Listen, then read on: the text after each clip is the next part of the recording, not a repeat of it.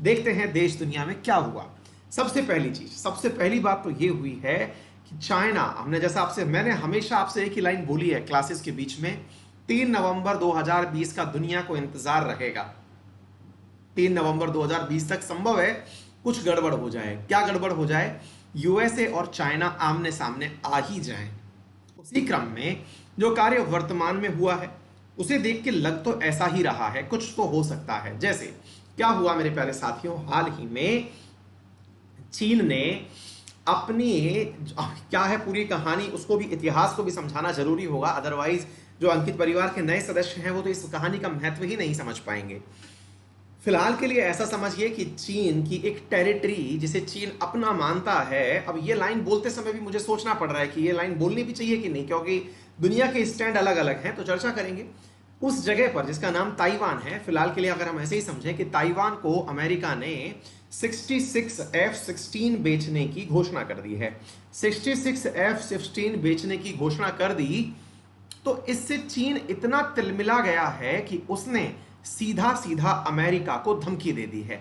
America को धमकी दे दी है, और वही बात, धमकी ये है घातक परिणाम भुगतने होंगे। वो धमकी क्या है, मैं वो भी उसी भाषा को भी लेके आया हूं कि उन्होंने क्या कहा है। फिलहाल के लिए हम इसको ये समझें कि हुआ ये है कि अमेरिका ने ताइवान को, क्या है ताइवान, कौन है ताइवान, जानेंगे। अमेरिका ने ताइवान को 66 F-16 बेचने की घोषणा कर दी। आइए तो अब चर्चा करते हैं, पहले जानते हैं इस कहानी में ताइवान कौन है। मेरे प्यारे साथियों, ताइवान को कौन है इसलिए बोल रहा हूं, क्या ये कोई देश है, क्या है ये सब, आइए थोड़ा बताते हैं। मेरे प्यारे साथियों, जब आप दुनिया के मैप को ध्यान से देखते हैं तो ये दुनिया के मैप में एशिया का मैप है जो मैं आपके सामने लेके आया हूं। जब आप इस एशिया के मैप को भी देखते हैं, मैप को देखने का मैंने एक तरीका समझाया हुआ है आप लोगों को कि मैप में जहां आपका सिर है उस तरफ देखिएगा तो वो नॉर्थ कहलाता है, आपके जहां पर मैप में नीचे की तरफ देखेंगे तो वो साउथ कहलाता है, और मेरे प्यारे साथियों मैप में अगर आप राइट हैंड साइड देखेंगे तो वो ईस्ट कहलाता है, और लेफ्ट हैंड साइड देखेंगे तो वो वेस्ट कहलाता है। तो मेरे प्यारे साथियों ये है अपना प्यारा भारत। इसके अगर ईस्ट में देखेंगे आप तो चाइना है ना, पूर्वी एशिया जिसे हम कहते हैं, और इस चाइना के भी पूर्व में, या फिर मैं ज्यादा अच्छा कहूं तो दक्षिण पूर्व में, यहां पर एक आइलैंड स्थित है, इसका नाम है ताइवान। अच्छा सर ये देश है कि क्या है, हमने कहा इसके बारे में तो ताइवान को भी नहीं पता है। क्यों नहीं पता है अभी बताएंगे। मेरे प्यारे साथियों ये है देश ताइवान, और ये ताइवान चाइना के दक्षिण पूर्व में स्थित है। फिलहाल के लिए इतना जानते हैं। बोले सर आपने ऐसा क्यों बोला कि ये देश है या नहीं, इसके बारे में तो ताइवान भी नहीं जानता है। मैंने कहा भाई मैंने इसलिए बोला क्योंकि चाइना कहता है कि यदि आप लोगों को मेरे साथ संबंध रखने हैं, दोबारा सुनिएगा बहुत महत्वपूर्ण है, चाइना कहता है कि यदि किसी भी दुनिया के देश को मुझसे संबंध रखने हैं तो मेरी वन चाइना पॉलिसी माननी होगी। कौन सी पॉलिसी माननी होगी? One China policy. अब आप पूछेंगे ये कौन सी पॉलिसी आ गई सर, अब तक तो हमने पॉलिसीज, एजुकेशन पॉलिसी सुनी कि डिफेंस की पॉलिसी सुनी, ये कौन सी पॉलिसी है? हमने कहा वन चाइना पॉलिसी का मतलब है कि इस दुनिया में केवल एक ही चाइना है, और उसका नाम है पीपल्स रिपब्लिक ऑफ चाइना। उसका नाम क्या है? पीपल्स रिपब्लिक ऑफ चाइना, यानी इसका नाम PRC है। तो बोले इसमें क्या दिक्कत है सर, अच्छी बात है ना, तो ये क्या दिक्कत हो गई? हमने कहा नहीं, दिक्कत ये है कि ताइवान अपने आप को कहता है ROC, यानी कि रिपब्लिक ऑफ चाइना। दोबारा से सुनिएगा, दोबारा बोल रहा हूं, इसको समझना और इस अर्थ को निकालना। इसे कहते हैं रिपब्लिक ऑफ चाइना। दोबारा सुनिए, मैंने कहा ताइवान एक देश है अथवा नहीं, ये तो ताइवान को भी नहीं पता है। बोले क्यों नहीं पता है, अभी मैं आपको बताता हूं। दुनिया की दूसरी बड़ी आर्थिक महाशक्ति बन चुका चाइना पूरी दुनिया से कहता है कि यदि आप लोगों को मुझसे संबंध रखने हैं, मुझसे व्यापार के संबंध रखने हैं, मुझसे उधार चाहिए, मुझसे इन्वेस्टमेंट चाहिए, तो ध्यान क्या रखना होगा, आपको पूरी दुनिया में पीपल्स रिपब्लिक ऑफ चाइना को रिकॉग्नाइज करना होगा और रिपब्लिक ऑफ चाइना को नहीं मानना होगा। यानी कि ताइवान का नाम क्या है? Republic of China. और चाइना दुनिया से कहता है कि जब भी आप ताइवान को पहचाने तो इसका नाम ताइवान या रिपब्लिक ऑफ चाइना ना कहें, तो बोले क्या कहें? इसे आप कहें चाइनीज ताइपे। इसे क्या कहें? Chinese Taipei. इसको इस नाम से पुकारें। और मेरे प्यारे साथियों, हुआ भी ऐसा। चाइना ने पूरी दुनिया पर इस प्रकार का अपना दम भरा कि 2018 के एंड तक दुनिया की अधिकांश एयरलाइंस ने ताइवान जाने वाली फ्लाइट्स का नाम चाइनीज ताइपे जाने वाली फ्लाइट रख दिया। ऐसी स्थिति में मेरे प्यारे साथियों, चाइना का प्रभुत्व पूरी दुनिया में स्वीकार किया जा रहा था। अब आपके मन में एक सवाल बनना प्रारंभ होता है, और वो ये है कि सर ऐसी क्या स्थिति है कि इधर पीआरसी और इधर आरओसी है, इन दोनों के बीच विभेद क्यों है? आइए इसके थोड़ा इतिहास आपको समझाएं। लेकिन उससे पहले आपको हम ये बता दें कि रिपब्लिक ऑफ चाइना, जिसे हम ताइवान कह रहे हैं, इसे अमेरिका ने अपनी तरफ से 66 F-16 बेचने का वादा कर दिया है। कहने का मतलब यह हुआ कि जो अमेरिका चाइना को ही पहले मानता था, यानी वन चाइना पॉलिसी में केवल एक ही चाइना जिसका नाम पीपल्स रिपब्लिक ऑफ चाइना को मानता था, उसने हाल ही में ताइवान को कहा है कि हम आपको 66 F-16 विमान बेचने जा रहे हैं।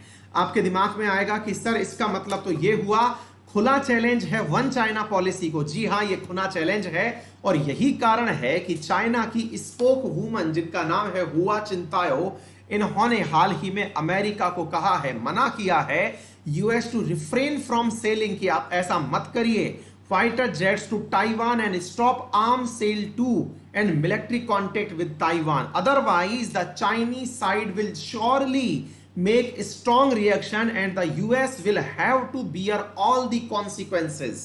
हमें चाइना की जो आर्मी है, यानी कि जो चाइना है, वो मेरे प्यारे साथियों इसके ऊपर तीव्र प्रतिक्रिया देगा और अमेरिका को इसके परिणाम भुगतने होंगे। ऐसी ओपन में चैलेंज दिया है किसने? स्पोक वुमन हुआ चिंताओ ने, मेरे प्यारे साथियों। तो अब जरूरी हो जाता है यह जानना कि ये ताइवान चाइना की दुखती हुई रग कैसे है, जिसे अमेरिका ने दबा दिया है। तो आइए चर्चा करते हैं इस पूरी कहानी की। साथियों, ये कहानी शुरू होती है जब वर्ल्ड वॉर 2 चल रहा था। वर्ल्ड वॉर 2 से पहले ताइवान हो या चाइना हो, ये सभी के सभी जापान की टेरिटरी हुआ करते थे। जापान अपनी खेतीबाड़ी करने के लिए चाइना हुआ, कोरिया हुआ, ताइवान हुआ, हांगकांग हुआ, इन सभी क्षेत्रों के ऊपर अपना प्रभुत्व रखा करता था। मेरे प्यारे साथियों, इन क्षेत्रों में जब ताइवान की बात आती है तो वर्ल्ड वॉर 2 जब खत्म हुआ, हिरोशिमा नागासाकी पर 6 अगस्त और 9 अगस्त को बम गिराए गए, तो उस समय पर जापान ने वर्ल्ड वॉर 2 से सरेंडर कर दिया। वर्ल्ड वॉर 2 से सरेंडर करने के बाद की जो तारीख थी वो थी सितंबर 1945। और सितंबर 1945 में जब जापान ने वर्ल्ड वॉर 2 से सरेंडर कर दिया, मेरे प्यारे साथियों, उस दिन तारीख थी 2 सितंबर 1945। और जब जापान ने वर्ल्ड वॉर से सरेंडर किया तो मेरे प्यारे साथियों वापस से ये देश रिवाइव हो गए, जिसका नाम था, इधर की तरफ कोरिया आजाद हो चुका था, इधर की तरफ चाइना आजाद हो चुका था। मेरे प्यारे साथियों, उसी समय ताइवान जो है ये भी पूरी तरह से चाइना का हो चुका था, क्योंकि पहले भी ये चाइना ही हुआ करता था। और यहां पर मेरे प्यारे साथियों जापान के चले जाने के बाद में चाइना पूरी तरह से अब आजाद था। अब क्या होता है मेरे प्यारे साथियों, चाइना के अंदर इस बात को लेकर के कि अब हम आजाद तो हो गए, लेकिन सरकार में कौन रहेगा, यानी कि शासन कौन करेगा, इस बात को लेकर के यहां पर गृह युद्ध शुरू हो जाता है। और जब गृह युद्ध शुरू होता है यहां पर, तो मेरे प्यारे साथियों 2 प्रमुख पार्टी होती हैं। उन 2 प्रमुख पार्टियों के बीच में मेरे प्यारे साथियों यहां पर विवाद शुरू हो जाता है। उनमें से एक पार्टी का नाम होता है केएमटी और दूसरी का नाम होता है कम्युनिस्ट पार्टी। और इन दोनों के बीच में जब ये विरोध चलता है, जो केएमटी है इसका नाम होता है क्यूमिनटांग, इसका नाम है क्यूमिनटांग। ये क्यूमिनटांग जो पार्टी है मेरे प्यारे साथियों, असल में इसके लोग और कम्युनिस्ट पार्टी के लोग आपस में जबरदस्त तरीके से झगड़ने लगते हैं, और जो चाइना का बहुमत है वो कम्युनिस्ट पार्टी के फेवर में चला जाता है। और यही होता है कि 1949 तक आते आते केएमटी के जो समर्थक थे ये भाग करके चले जाते हैं ताइवान नामक आइलैंड पर। दोबारा सुनिए, केएमटी के जो समर्थक थे ये चले कहां गए, इस जगह यानी कि ताइवान नामक देश पर चले गए, या ताइवान नामक ये जो आइलैंड है इस जगह रहने चले जाते हैं। और ये जो चाइना है यहां पर पूरी तरह से कम्युनिस्ट पार्टी का शासन स्थापित हो जाता है। उस कम्युनिस्ट पार्टी ने अपने देश का नाम रखा People's Republic of China, whereas Taiwan के अंदर जो केएमटी पार्टी गई इन्होंने अपना नाम रखा रिपब्लिक ऑफ चाइना। आरओसी और पीआरसी ये दो देश अलग अलग बन गए और इन दोनों देशों ने एक दूसरे को चैलेंज करना प्रारंभ कर दिया। जहां इतना बड़ा क्षेत्र पीआरसी के पास था, इतना सा छोटा क्षेत्र आरओसी के पास था। लेकिन मेरे प्यारे साथियों, केएमटी ने यहां पर जबरदस्त तरीके से तरक्की की। हुआ ये कि ताइवान जो है वो पूरी दुनिया के अंदर अपनी पहचान बनाने में कायम होने लगा। इवन ऐसा तक होने लगा कि ताइवान का जो ट्रेड पार्टनरशिप है वो दुनिया के टॉप 15, टॉप 20 में आने लगा। यानी कि ताइवान ने खूब तगड़ी ग्रोथ करी। अगर मैं आज की भी आपको बात करूं तो आपको जान के आश्चर्य होगा कि ताइवान चाइना के साथ व्यापार भी करता है, और व्यापार के अंदर मेरे प्यारे साथियों लगभग $200 बिलियन का सालाना व्यापार होता है, जिसमें ताइवान ट्रेड सरप्लस में रहता है। यानी कि ताइवान को चाइना से व्यापार करके लाभ होता है।